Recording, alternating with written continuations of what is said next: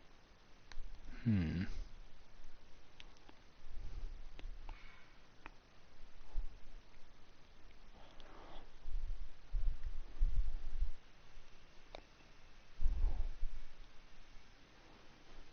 Okay, she's going to, Mariah is going to go over to Oswald and cast Cure Wounds, which That's does good.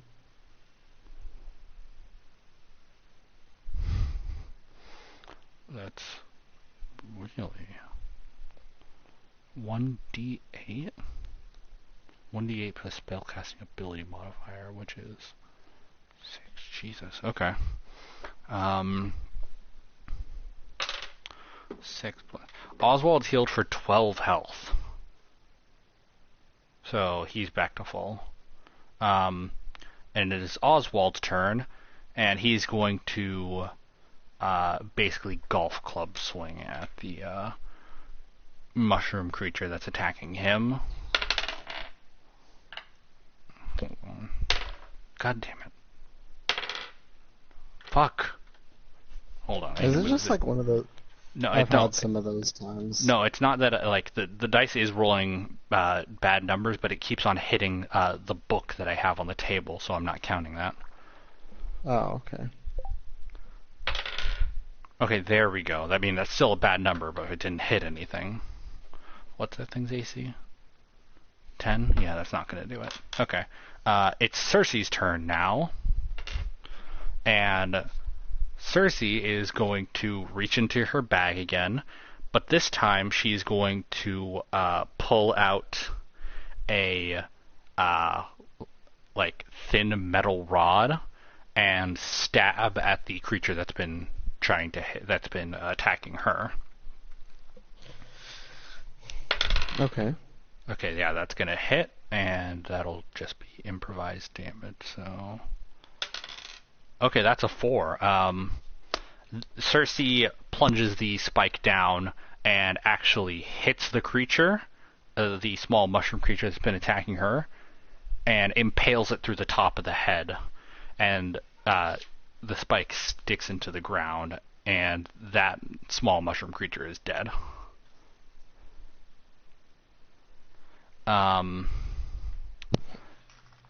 Yeah. Cersei just killed the mushroom creature that's been attacking her. Nice. Next Go is Cersei. She's been doing so well lately. She's doing excellent. Next is your turn. Okay. Next is my turn. Alright. So, what I think now is I think I'm going to...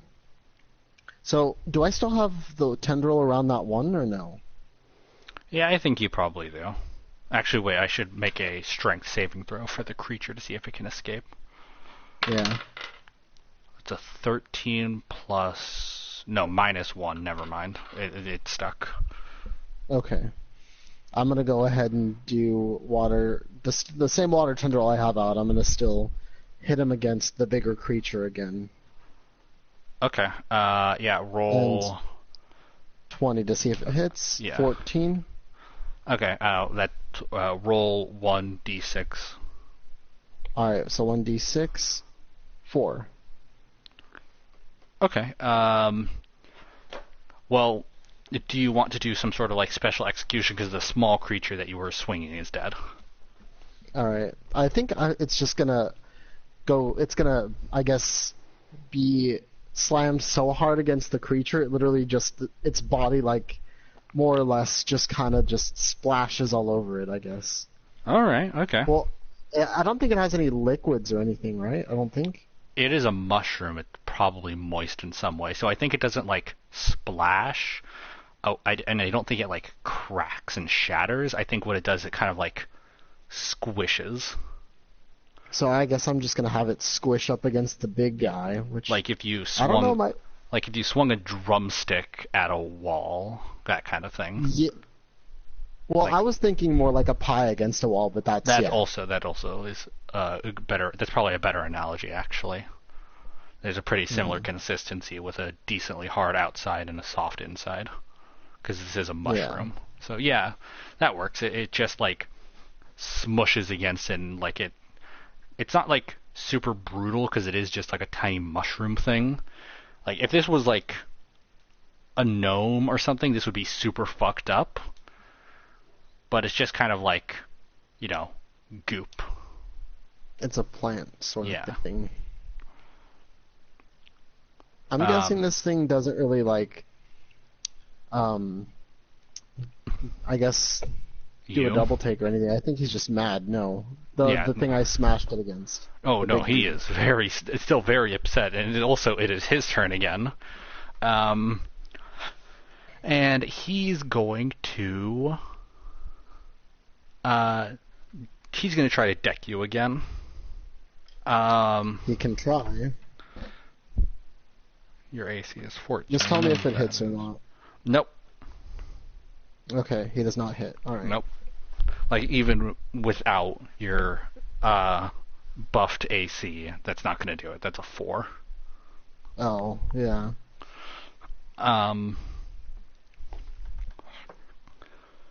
Next is the final mushroom, short mushroom thing, which is going to attack. I think it's going to, because you're attacking its parent, basically. It's going to go for you now. Also, by the way, the two small mushroom creatures that died, the one that was attacking you was the largest. That one's dead. And the one that was attacking Cersei was the smallest, and that one's dead. So this is the medium one. It's the only one left alive. Okay, they can try. But it's gonna like try to, punch you, but it's small. It's probably gonna not do well. Yeah, it's not gonna do well. Next up is Mirai again, who is going to cast Cure Wounds on you. Nice. Thanks, Mirai. Let's see. That is a 6 plus 6. That is 12. You're back up to full. In fact, I'm probably better than that. Yeah, well, you would be, but there isn't temporary health points in this game unless you have something that specifically grants that. Yeah, that's fine. But yeah, if you were able to go over that, you'd be at 24 out of 20. Hi, Lacey. What's wrong? Go lay down. Next up is Oswald. You know what? I'll have Oswald plant a bean. He'd probably like that. Oh, okay. Oswald's going to plant a bean. So, let's see. 1, 2, 3, 4, 5, 6, 8, 9, 10. Alright, next up is Cersei's turn again. Cersei is going to reach into her bag again and pull out just an empty glass bottle. And she's going to throw it at the small mushroom creature. And that advantage goes to the attacker, so that's going to hit for 3 damage. So Cersei just like smacks it across the back of the head with a glass bottle. It's still alive though. Okay. Next is your turn again. Alright. So now it's just the small one's still alive, right? Yeah, it's not bloodied either. Okay. I'm gonna probably do the same sort of thing and pick that one up too. And hit it against its parent. Dude, this is kind of like it's kind of wrong. fucked. I mean, if it is his parent, I'm like literally like killing all of his kids on him. Yeah, a little bit. That's okay. If they're evil, they don't have feelings. I'm just kidding. So out of 20, 13. 13 is, okay, yeah, that's going to grab the small mushroom. And roll a attack. Alright. So wait, with the tendril, is that 1d6? No, roll to actually hit, so a d20. Oh, okay, got it. 17. 17, yeah, that's gonna hit. That's gonna hit both. All right, for and sure. now do 1d6. Yep. All right, 2. 2. Could be worse. Well, the small mushroom creature is bloodied. The big one is it bloodied? No, it's not bloodied. Alright, next is the big mushroom creature again, who is going to, I think, going to shoot more spores up into the air. Okay. So everybody roll a Constitution saving throw. Which I gotta roll for. Which is a everybody. 20. Yeah. 9. And roll it again though for the mask. Well, 18. Wow. Okay, yeah. Okay, I got really lucky there. Okay, 14. Cersei's good. 16. Oswald's good. 5. Mirai. Oh wait, advantage. 7. Mirai's not good. Mirai is paralyzed for her next turn. Mirai's paralyzed? Yeah. Damn. Yeah, they were. The ability is called pacifying spores. Okay. And it makes whatever it doesn't manage to pass the Constitution saving throw stunned until the end of the attacking creature's next turn. Okay. Next is the small mushroom creature, who's going to first off try to escape. It's a 12. It's -1. That's not going to do it. So then I think it's going to try to swing at you, but I'll do that with disadvantage. That's a 4, and that is a 13. Doesn't matter because 4. Next is Mirai's turn, but Mirai is paralyzed. So then Oswald's up. How close is the bean to? The bean's not ready yet. So Oswald is...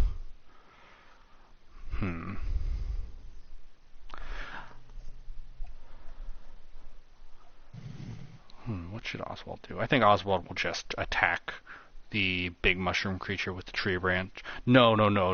He's gonna attack the mushroom creature you're holding with his tree branch and swing at it like a piñata. I feel like that's fitting, to be honest. It's an 8, but advantage because it's immobilized. That's an 11. That's gonna hit. And 1d6. 3. Yep, that's gonna do it. Oswald hits it, and the thing just kind of like squishes around the tree branch, and it dies. Huh. Nice. Cersei's up next, and Cersei is gonna pull the like sharp metal rod that it killed the small mushroom creature with, and attack the big one with that. It's a 3, so never mind. Cersei doesn't manage to hit it. Okay.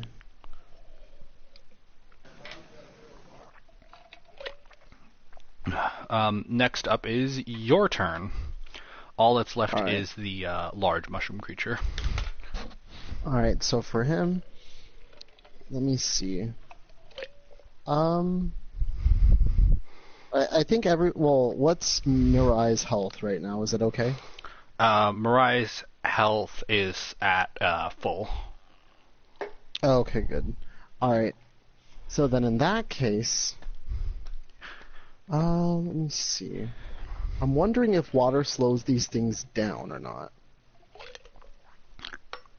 Because this thing hasn't really moved much, right?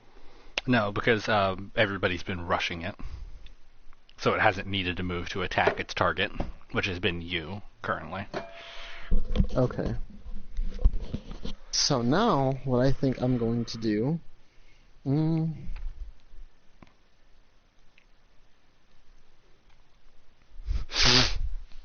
I'm gonna do discern. I think, yeah. Oh. So you become aware of 1 damage vulnerability and 1 damage immunity if it has any.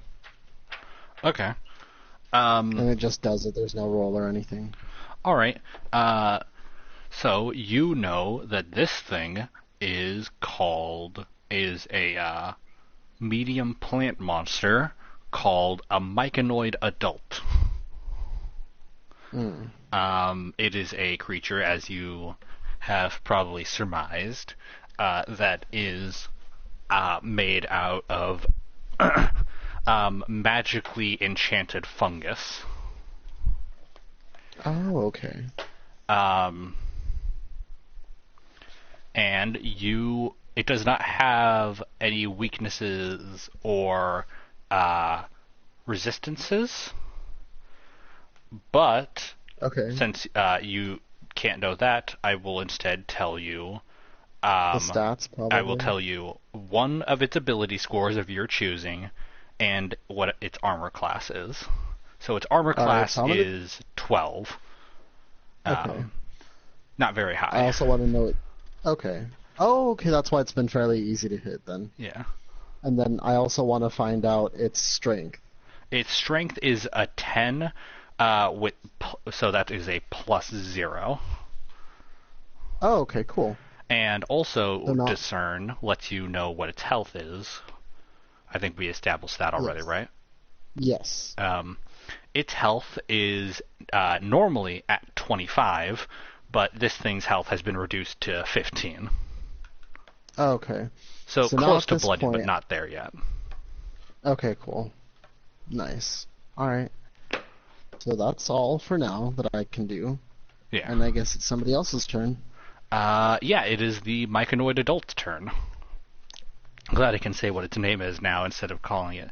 The main reason I don't use the name of the creature unless you guys like try to check what it is or you're familiar with it in some way. Like As if we you could- Yeah, it's so that Yeah. you guys wouldn't like look it up. I feel like that's something that Yeah. Carlos might do. I don't know why, just I get that kind of feeling that that's something he would do, like look it up. Yeah. I Um, get what you mean. which like I wouldn't be upset about. It's just like it kind of takes some of the fun out of it. Yes. But anyways, it is now the myconoid adult's turn, and the myconoid adult is going to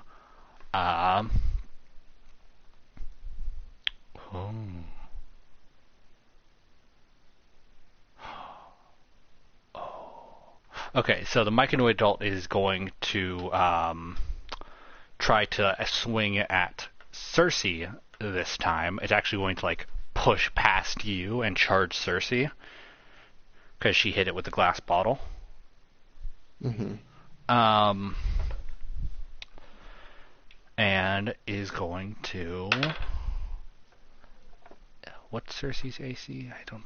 God, the problem with like having, because Cersei is like a completely unique thing because she's she doesn't even have a class that's like one of the D&D ones. Yes, she's alchemist, which Yeah. is your, I guess, made one, yeah. Yeah, it's a homebrew that I haven't even really established, other than that she has a repertoire of potions. 13. She probably has pretty low AC. I think that'll probably hit her then. And that does 2. Okay. 3, 2, 5, and 3, 1, 4. So Cersei takes 9 damage as the myconoid adult punches her. Oof. Cersei's at 20 health. Oh, who's that? Oh, that's not bad. That's not bad. Wait, who? She has more health than we do. Yeah, who showed up? Who what? Could have sworn one of the others just showed back up. Oh, I don't know. Whatever. Is it just me and you right now? Yeah, I think so. Okay, that's okay though. I'm still having fun. Yeah. We can still make this work. It's actually going pretty well, I think. Yeah, it's going pretty well. I specifically made this fight not hard. Okay. because this is a side mission. Nice. Next up is Mirai, who is not paralyzed anymore. Oh wait, hold on. Almost. Next up is Mirai. Mirai is going to actually shoot her crossbow at the myconoid adult, and definitely, for sure, 100% misses. So next is Oswald's turn, and also Oswald's bean has taken effect. So Okay. let's roll on the magical table of bean magic to see what goes on. Oh, Wait, Cole, are you Cole, back? you're back? Yes, I am back. Oh, Oh, nice. Perfect. I had Oswald plant a bean and it just sprouted. Oh, we're gonna see what that bean does. Let's see. Because I'm using a homebrewed list of bean possibilities. Because it still has all the normal bean effects, but it also has a lot more because the bean table was a lot smaller normally. Okay, let's see. 66, the jumping bean. After the bean is planted, it will wriggle back and forth up out of the ground. Then it will begin jumping around from 6 inches up to 8 feet off the ground. The bean will follow the planter of the bean around, bouncing and bobbing, being a nuisance. Roll on table A to get the duration. There's a 25% chance that the bean has verbal capabilities. If it does, then the bean will gripe about the planter and complain loudly about Way him too and dog. be generally obnoxious. Bro, I want you to know one thing. What? I planted the bean twice, and You planted a bean, wait, no, I think you planted a bean 3 times. one was this to me. I think the first one you got, like, the geyser of liquid. Yeah, I got the geyser beer. The second time you conjured the stone asshole. And this time it's a jumping bean. But, let's see what happens with this jumping bean. So first off, I have to roll a d4 to see if it... Okay, it can't talk, so that's good. And the duration of how long the bean is going to last is... Oh no! Okay, please, For the rest of eternity? please, hold on. Oh, fuck! Oh no! What's going on? I'm excited and scared at the same time. Okay, so Cole, this bean, you better grow attached to it because it's going to be around for 6 months. I mean, look on the bright side, I guess. It could have been for up to 4 years.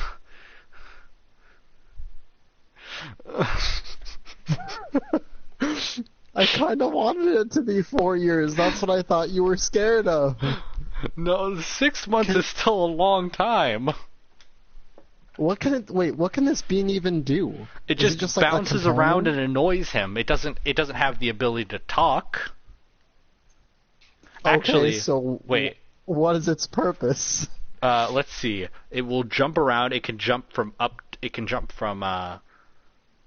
to 6 inches up to 8 feet off of the ground, and will jump around and follow the planter, and just kind of be a nuisance. And if it has a 25% chance that the bean can talk.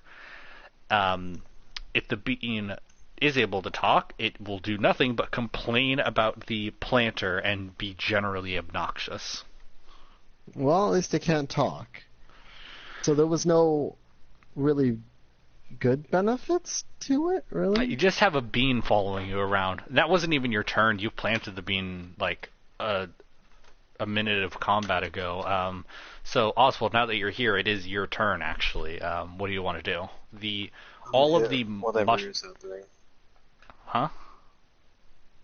What's happening? Like, what can I hit?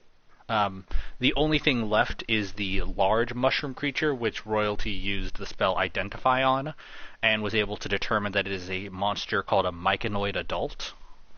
The other myconoid, the myconoid spores is what they were called.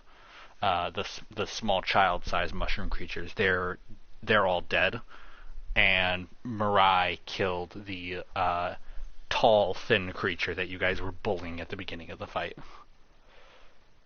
That's good. So all that's left is the the large mushroom creature.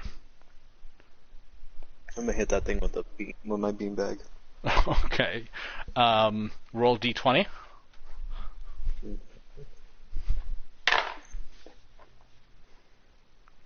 14. Yep, that's gonna hit it. Roll a d6.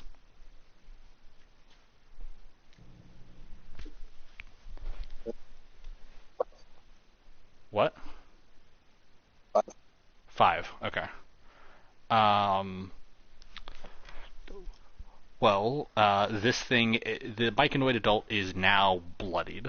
And next up is Cersei, who is going to pull another potion out of her bag and slam it back. And which one's my 10? I'm gonna go help my parents some technical stuff real quick. Okay. Be right back. Cersei heals for 6 damage. She heals for that much? Yeah, she drank a health potion. Nice. Next up is Kai. Okay. So how's everybody's health doing? Cersei's at 26 out of 30. And Kai is at 20 out of 20. Actually, everybody else except for Cersei is at full health. okay, and she's very close. All right.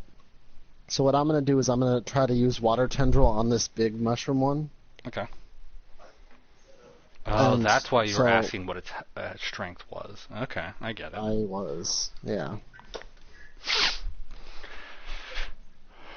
All right. Yeah. Roll a d20. In like a. Okay. Oh yeah, that's right. We do a strength contest. Yeah. So the monster has to roll, right? You do? Yeah. Okay. I got a 16. What'd you get? Oh, hold on, I haven't rolled yet. 6. Well, that's definitely gonna beat it. So. All right. Yeah. The creature doesn't manage to get picked up, but I think that now it is probably soaked, as well. It's probably soaked because of that. I think that's about all you accomplish with that, though. Okay. Well, But it's better its than nothing, turn. I guess. Yeah. It's its turn next, and it's going to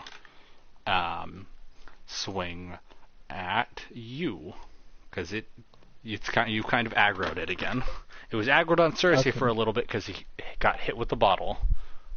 Okay. Well, but- he can certainly try. All I try is the name of the game because that's a 1. Yeah. So there you go. We both failed our attacks. Oh my god. I guess Mirai's That's up relatable. next. God, that's so fucking pathetic. Is this thing vulnerable to fire, by the way? No, it actually has 0 vulnerabilities. That's cool. Alright. It has 0 vulnerabilities, That's but also fine. 0 resistances. It's kind of weird. I figured it would have been weak to fire, maybe, but no. Like, if I was consulted on this at all, which obviously I wasn't, but if I was consulted, I would have given it a resistance to poison, because its melee attacks naturally do poison damage. And I would have Oh, given yeah, it a that makes weakness to fire because it's a plant, but no weaknesses or resistances.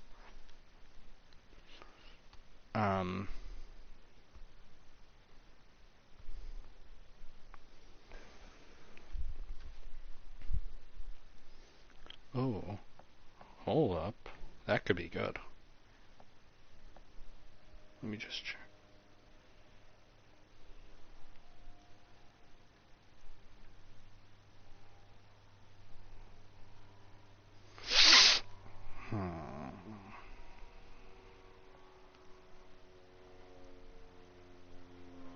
Oh, never mind. That's not as good as I thought.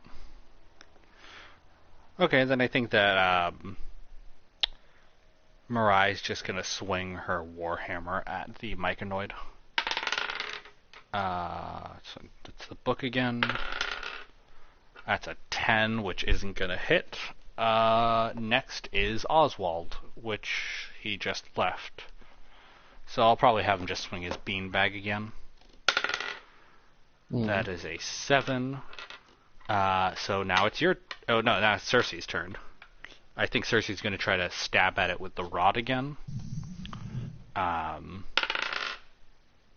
That's a 12, and advantage goes to the attacker, so Cersei hits it for 3 damage. I think I already mentioned that this thing was bloodied, right? Yeah, I think so. Okay, yeah, because it's bloodied, for sure. Next is your turn. Okay. Oh, yeah, since you used Identify, I can tell you its health. It's at 7 health. Okay. So let me see. What do I want to do?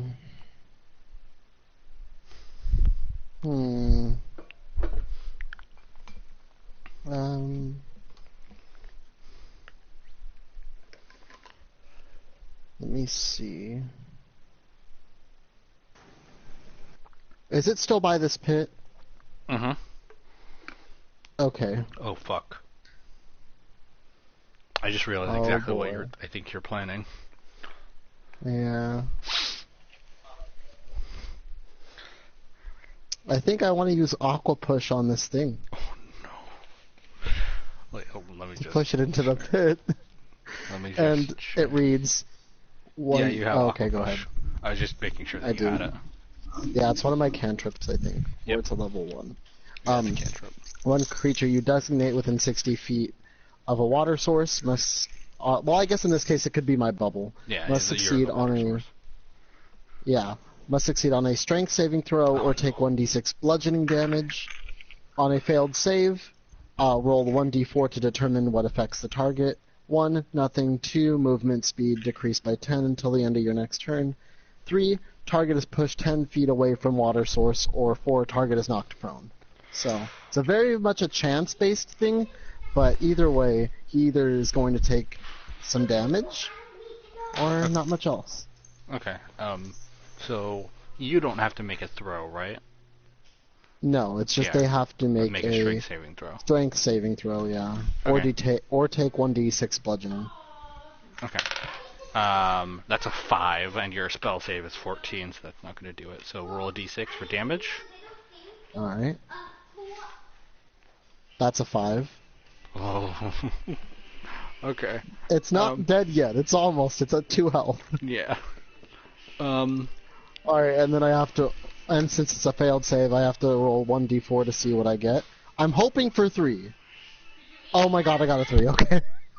Okay, that's just too perfect. I feel so bad.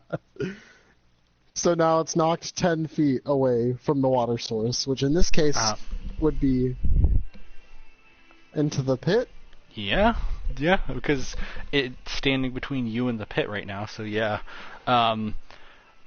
Actually, this is perfect because I had already thought of how deep the pit was. It's about 15 feet deep because I wanted you guys to be able to get down there if you wanted to. There's not really anything down there. Just wanted to make it like shallow in case you wanted to check it. Okay, well, falling 15 feet is still going to do something. Yeah, hold on. I have to remember because falling damage I think is like 1d6 I think for every 5 feet. But which let me in check. this case is 15. So literally the lowest possible thing I could get is 3, so he's dead either way. Right? Okay, here we go. 1d6 for every 10 feet. Oh, okay. Okay. So technically, 1d6 is all I can roll right now. Yeah. Well, actually, I rolled a Alright, so- d6 because Okay, it's cool. taking the damage without your you're not affecting gravity here. True. That's a 6, so yeah, It's good. it hits the bottom of the pit and it splats. And congratulations, you've solved my mushroom puzzle. That was Yeah, a puzzle. No, was a puzzle? it was a puzzle, and the solution to the puzzle was killing everything, I guess. We did it! Yay, puzzle solvers! We solved this puzzle. Quite puzzled. I feel bad now. Also, Cole, the bean, the jumping bean starts like pogoing off your head. Of course it does. Why wouldn't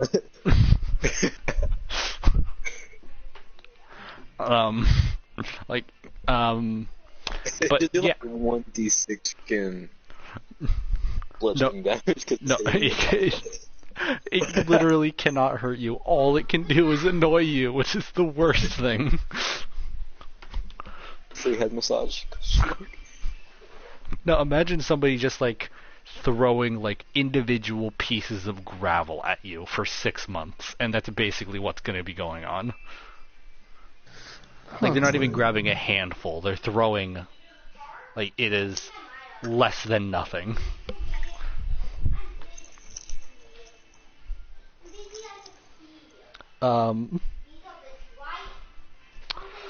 But anyways, it. Oh, it's nobody's turn. Because the fight's over. Everybody died. Cer- I'm locked up in the door. Oh, hello, Carlos. The I'm fight is still over. Not back yet. Huh? Yes, guys. Did I die? No. Well, you did get hit, but what happened was you got paralyzed for a turn. But you're good now. The fight's over. This guy's gone, right? Yeah. The fight wasn't anything special. It was supposed to be an easy fight. Oh, I have a jumping bean on my head now. Alright, I'm still not back yet. I'll probably be back in like 20 minutes tops, maybe. Okay. Turn off my headset. But now that you guys have won, Cersei,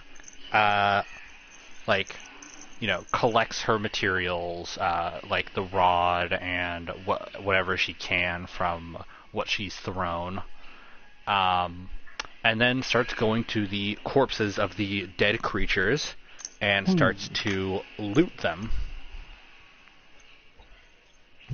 And like with the myconoids, she gathers materials from them, and then she goes over to the tall, thin creature that you guys first fought.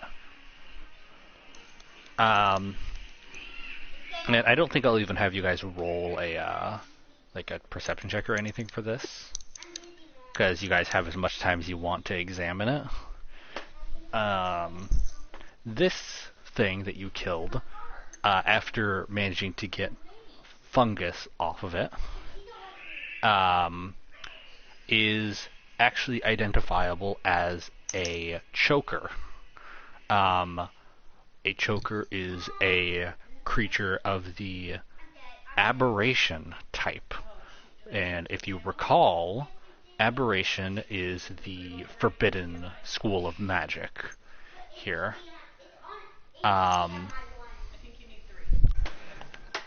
So in some way, so I guess I can kind of give you a hint about what's going on. You don't know for sure what's going on, but you have encountered 2 aberration type monsters, which is rather uncommon.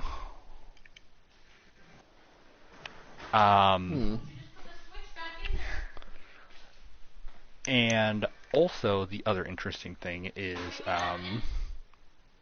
you identify this fungus as, I guess I might as well just tell you kind of like out of character what's going on. The fungus that you guys kept on coming across as you went through the forest was supposed to be kind of like hinting at what was going on, because the fungus that you ran into in the description I've been giving is actually very close in nature to resembling most types of cordyceps fungus. Cordyceps fungus is it's the fungus that what's it called? Will like mind control creatures into killing themselves. If you've ever heard of it, royalty. As in, like, in D&D specifically? Oh no, in real life. In real life that actually happens. It's crazy. Yeah, it's a real Well, type of people- fungus that affects insects for the most part. It makes them either kill other insects or kill themselves. Yeah, it generally what cordyceps fungus does is it makes the creature climb up to as high of a place as possible and then stay there and die. So that it has a good place to spread its spores.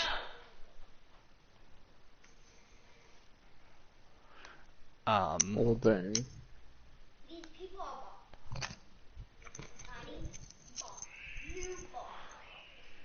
Hold on.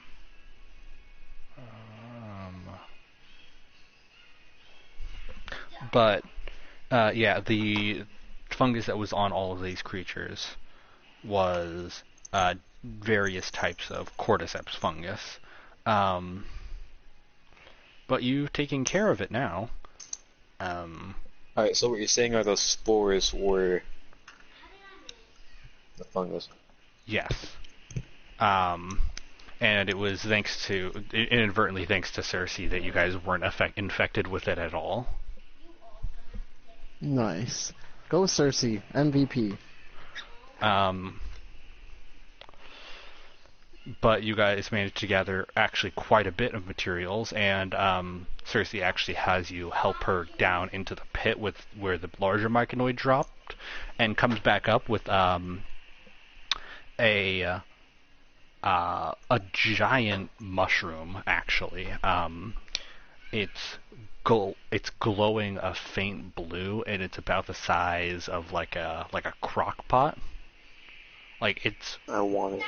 it's pretty big, but she manages to kind of like make a makeshift sling out of the remaining cloth that she has, and like throw it over her shoulder. And you have completed the mission of assisting the Mad Alchemist of Dirtwater in gathering materials. Nice. And she takes all of you back to, well, you guys take her back to Dirtwater, and you guys got a couple of rewards from this. One, Hopefully we leveled up. you didn't, unfortunately. These were all extremely weak enemies. Like, the strongest creature there was the Choker, who was a challenge rating of 1. The Myconoid Adult was challenge rating of 1/2, and the Myconoid Spores, which are the small things, were a challenge rating of 0. Oh, okay. Isn't there some down there, Sean?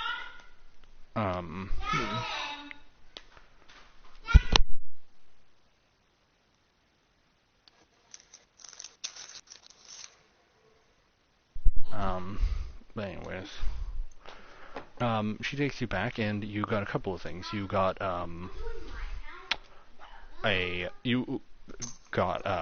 you unlocked 2 major things. She has given you each 15 gold pieces.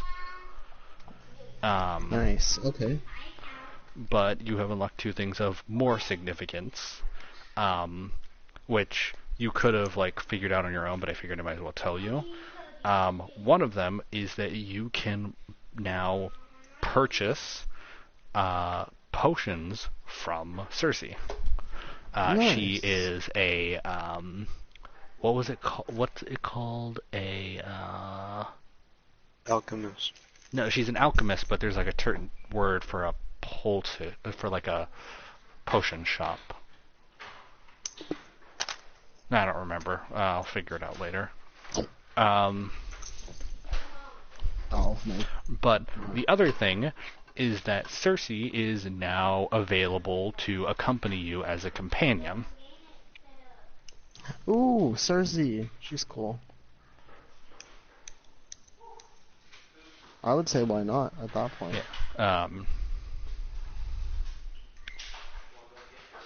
But yeah, she's able to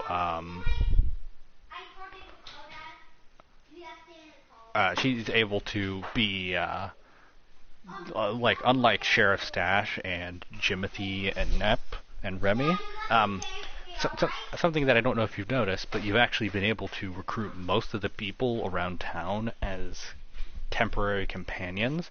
Sheriff Stash, you managed to convince him by doing like a series of persuasion checks. Remy, you were able to convince him because you bailed him out of prison. And Nep and Jimothy, you were able to convince because you gave him a share of the reward that you got from doing the mission with the Aaron Yes.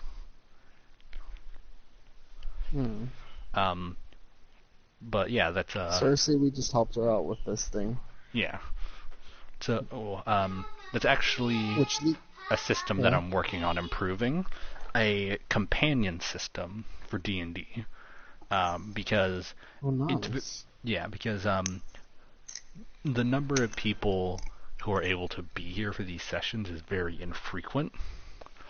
So I figured it would be good if you had the ability to bring with you companions for missions if you feel like, you know, you're going to need a certain types of help, or if you feel like maybe you need more people than you have, that kind of thing. And also it helps to like have like kind of NPCs to have around, because you never know when you might need another body for something. Very true. But yeah, those are the main rewards you got. Each got 15 gold pieces. You can shop at Cersei's potion shop, which I will work on an inventory for. Okay. And which I have an important question, which yes. brings me to my thing. So, when is the daughter gonna have the baby? Rather soon. You actually haven't seen Margaret in about a day or two. You assume she's not in labor yet, but she's like so close that she's really like she's not allowed to leave the house just in case it happens. Like it is like out of character and out of world building, I guess. It's probably going to happen next session. Okay. Like it is super fucking close. Alrighty then. Like if I were to say it in modern day terms, she is within like a week span of the due date. Okay, so she's very close, yeah. Alright. So I guess we'll see then.